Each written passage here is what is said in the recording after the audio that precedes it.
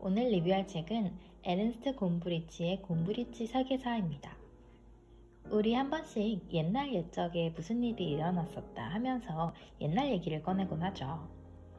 이러한 옛날에 일어났던 일, 사건이 어떻게 해서 일어났고 어떻게 되었는지 자세히 알고 계시나요? 역사를 논할 때 역사는 단순히 개별적인 사건, 사고의 경과가 아닌 인간 전체의 역사, 즉 세계사이기 때문에 우리는 더욱 자세히 알 필요성이 있을 것 같습니다. 모두 아시다시피 10억 년 전 지구에는 많은 생물체들이 존재하지 않았어요. 그러다가 원시인, 즉 인간이 등장하게 됐고 석기시대가 나오게 됩니다. 석기시대에는 인간들은 많이 동굴 속에 그림을 그리곤 했어요. 왜냐하면 그때는 도구가 많이 발달하지 않았을 시절이라서 사냥이 굉장히 어려웠기 때문이죠. 인간들은 그림을 동굴 속 등에 그리면 동물이 나타나서 사냥에 성공할 거라는 믿음을 갖고 있었다고 해요. 이러던 와중 길고 긴 빙하기가 찾아와서 조금은 어둠의 시대가 찾아오게 됩니다. 하지만 지구가 다시 따뜻해지면서 인간들은 더욱 열심히 사냥 등에 임하게 되는데요. 야생동물을 길들이기 시작하고 곡식 음식을 가지기 시작했으며 도구를 사용하기 시작하면서 점점 더 혁신적으로 발전하게 되는 거죠. 제가 지금부터 1, 2번 하면서 말씀드릴 내용은 여러 나라, 여러 민족, 여러 위대했던 왕들을 위주로 말씀을 드려볼게요. 첫 번째로 기원전 3100년경 이집트가 있습니다. 이집트는 나일강의 축복이라는 언어를 갖고 있기는 하죠. 왜냐하면 나일강에는 굉장히 풍부한 자원과 문화가 공존했기 때문인데요.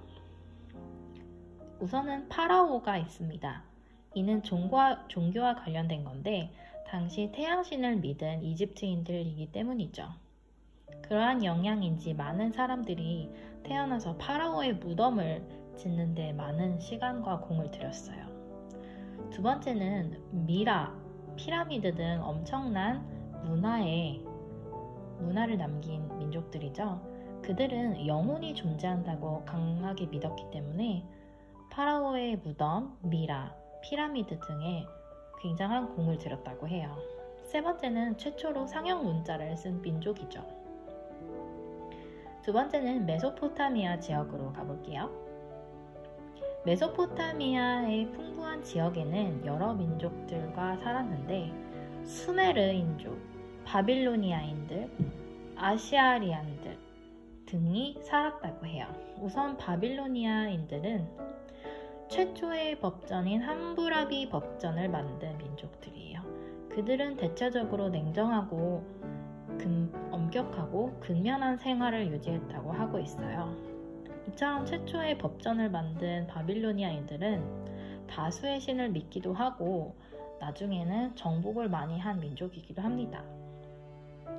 세 번째로는 유일신을 믿은 유일한 민족인 유대민족입니다. 성서의 구약으로 널리 알려져 있었죠.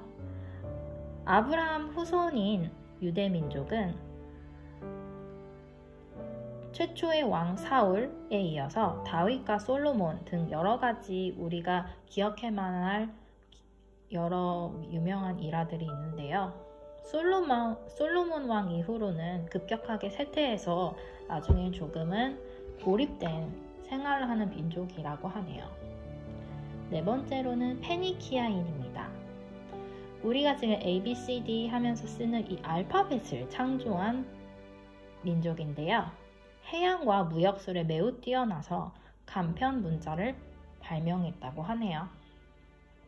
다섯 번째는 드디어 그리스인들입니다. 그리스인은 처음엔 여러 부족으로 나뉘었다고 해요.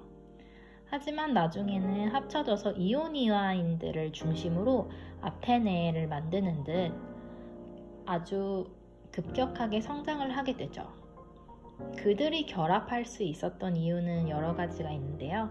우선 우리가 흔히 그리스 로마 신화할 때 그리스 신, 제우스, 헤라, 포세이돈 등 종교를 중심으로 한 결합이었고 마지막으로는 스포츠를 중심으로 한 결합이었습니다.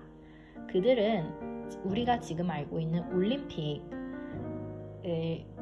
만든 민족이었다고 하네요. 그만큼 스포츠에 매우 열정적이었다는 거죠. 또한 도시국가이기도 하여 공개 토론이 매우 활성화된 곳이었는데요. 이 그리스인들은 최초로 인간을 탐구하기도 하며 존재의 이유를 물으면서 철학을 공부했던 민족이라고 하네요. 그래서인지 우리가 흔히 아는 소크라테스, 아리스토텔레스 등등은 그리스인들이 많죠. 6번째는 페르시안입니다. 페르시안인들은 오랫동안 바빌로니아인들의 지배를 받았지만 몇몇 소수의 왕들이 등장하면서 한때 꽤 강력했던 왕국을 가졌던 민족들입니다. 대표적으로 키루스라는 용맹한 왕이 페르시아를 점점 키워나가기 시작했고요. 여러 나라를 점령하면서 페르시아도 대국으로 떠오르게 됩니다. 그러다가 다리우스 대왕의 절정을 찍고 영화 300에 나왔던 배경의 크세르크세스라는 왕까지 해서 페르시아는 굉장한 대국으로서의 지위를 누리게 되죠. 하지만 이 크세르크세스는 다리우스 대왕만큼은 정복에 뛰어나지 않아서 나중에는 그리스로부터 지게 되죠. 7번째는 스파르타입니다.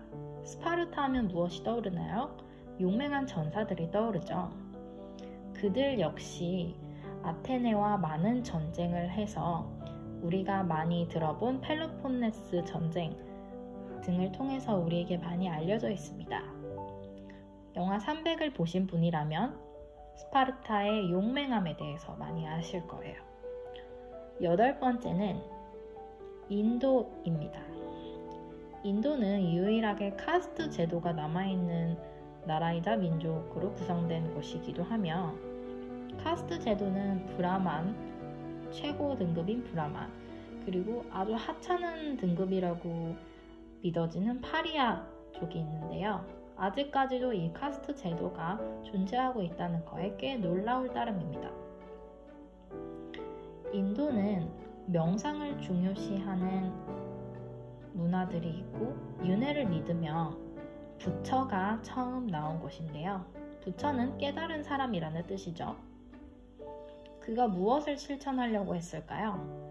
부처는 잔잔한 바다와 같은 내면의 평온을 믿으면서 이러한 명상 등을 통해 윤회의 굴레에서 벗어날 수 있다고 생각해서 그 이후 무의 세계로 돌아가면 열반의 경지에 도달한다고 생각했습니다.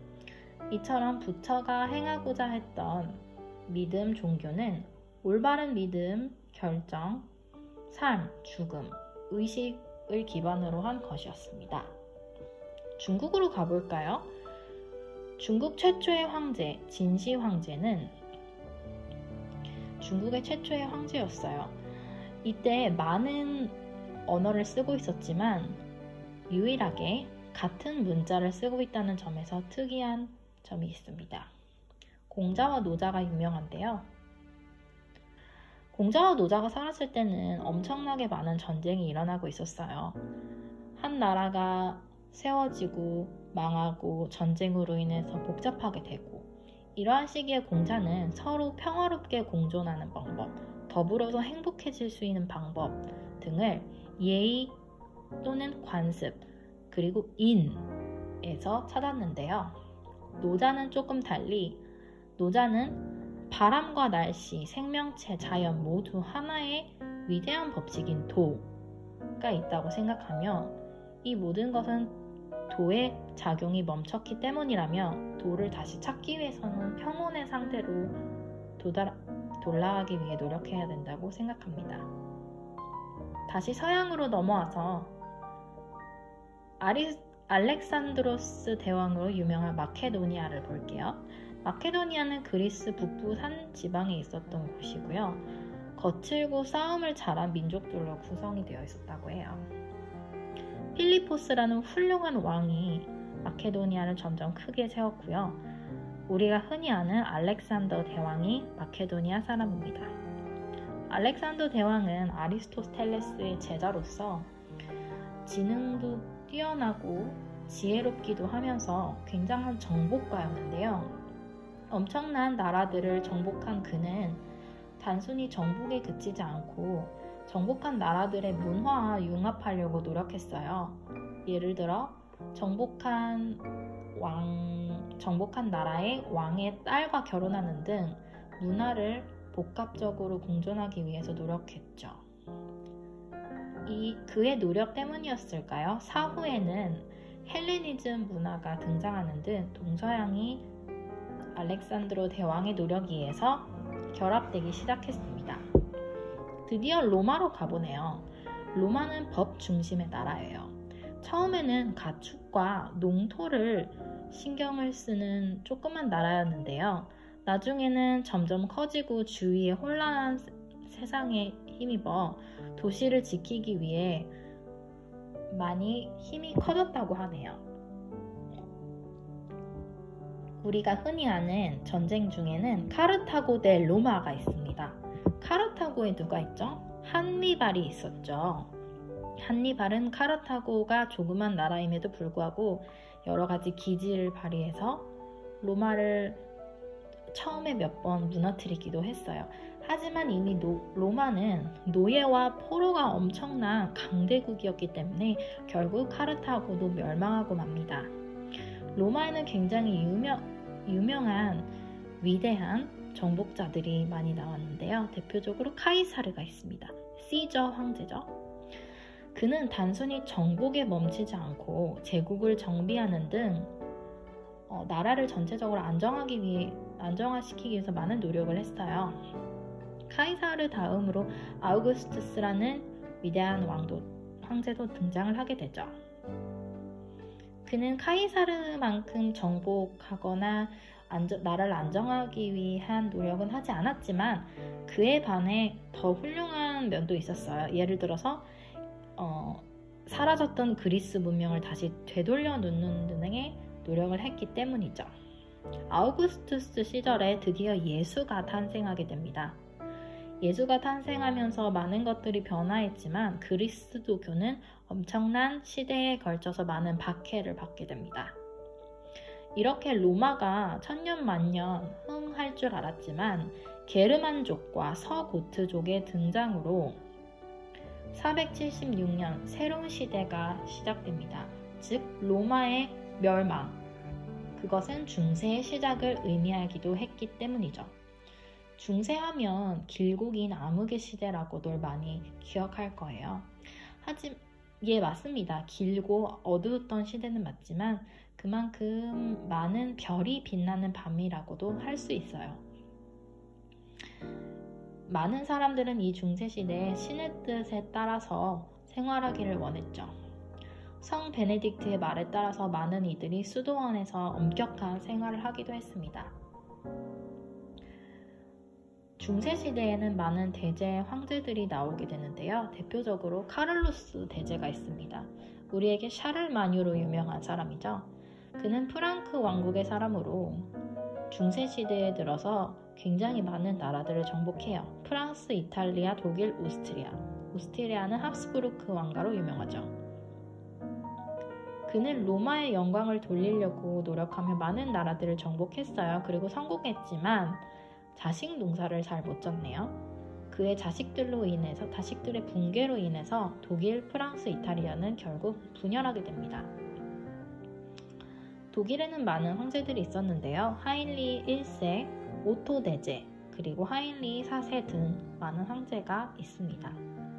오토 대제도 카를로스 대제에 비해서 많이 정복을 하려고 하고 나라를 통일하려고 했어요. 하지만 하인리 4세부터는 황제와 교황의 권력 싸움이 조금씩 시작되게 되어서 하인리 4세가 유명한 일화 중 하나로 교황과 다퉈서 교황의 용서를 구하러 그의 거처 앞까지 가서 4일 동안 밖에서 빌었다는 일화가 있어요. 그만큼 교황과 권력이 아주 많이 부딪힌 모양이죠. 이때 중세시대에 우리가 기억해야 될 것은 기사들이 많이 있었다는 거예요. 많은 작품에도 등장하게 되죠. 예를 들어 돈키호테 작품이 있겠네요. 기사 시절의 중세는 성체가 있었고요. 우선은 그 안에서 사는 영주가 있고 영주를 위해서 평생 일하는 농노 등이 있었어요. 이처럼 로마의 고대 시대와는 조금은 다른 모양새를 하고 있죠. 우리 시찰리아의 프리디 왕제로 넘어가기 전 동시대에 메카에서는 무슨 일이 있었는지 잠깐 훑고 갈까요? 메카에는 무함마드라는 사람이 등장하게 되고요. 무함마드는 알라는 유일신이고 자기 무함마드는 신의 예언자라고 하면서 이슬람 종교를 탄생시키게 됩니다. 다시 유럽으로 돌아와서 분열된 시칠리아에는 프리디 대제가 있었어요. 그는 여러 협약을 통해서 나라를 다시 되찾기도 하고 교황과도 여러 번 연결을 하려고 해서 교황의 요청에 따라서 십자군에 참여하기도 했고요. 여러 가지 시도를 했지만 불행하게도 이 시절에 드디어 몽골의 침략, 즉 칭기스칸의 침입이 시작됩니다. 그래서 나라는 또 다시 어둠의 시대로 빠지게 돼요. 이렇게 독일 중심으로 많은 얘기를 나누고 있는데요. 프랑스에서는 무슨 일이 일어났는지 볼까요? 프랑스는 독일이 많은 전쟁을 겪는 동안 조금 더 부유하고 안정적이었어요. 왜냐하면 조금씩 토지를 사들이고 있었기 때문에 권력을 늘려놨기 때문이죠. 그 덕분인지 황제의 권력이 매우 높아지고 교황의 권력은 떨어지기 시작했어요. 또한 우리가 잔다르크를 통해서 흔히 아는 영국 프랑스 100년 전쟁을 겪으면서 나라가 조금씩 어려워지기도 했지만 또 다른 반면 도시가 성장하게 되는 등 매우 화려한 역사의 시대를 시작하게 됩니다. 그래서 우리가 흔히 아는 루이 14세의 베르사유 궁정 등 엄청난 화려함의 절정을 보게 되죠. 하지만 이것도 잠시 프랑스 혁명이 시작하게 되면서 많은 귀족들, 왕족들이 전 세계 역사에 있는 것에 최초로 시민들이 귀족과 왕족의 목을 자르는 등 엄청난 혁명적인 일들이 생기게 돼요. 이렇게 어지러웠던 프랑스 시절에 나폴레옹이 등장하면서 엄청난 시대를 다시 맞게 됐는데요. 우리가 흔히 앞서 봤던 알렉산드로스 대왕, 카이사르 등에 걸맞게 엄청난 정복자예요. 그는 키가 158밖에 되지 않았지만 스스로를 황제로 칭하는 등 굉장히 대단한 사람이었죠. 최초로 모든 독일 땅을 정복했고요. 이집트도 정복했고요. 스페인, 이탈리아, 동유럽까지 정복한 엄청난 정복가였습니다. 물론 말년은 좋지 않았지만요. 유일하게 정복하지 못한 유럽의 나라는 러시아였어요.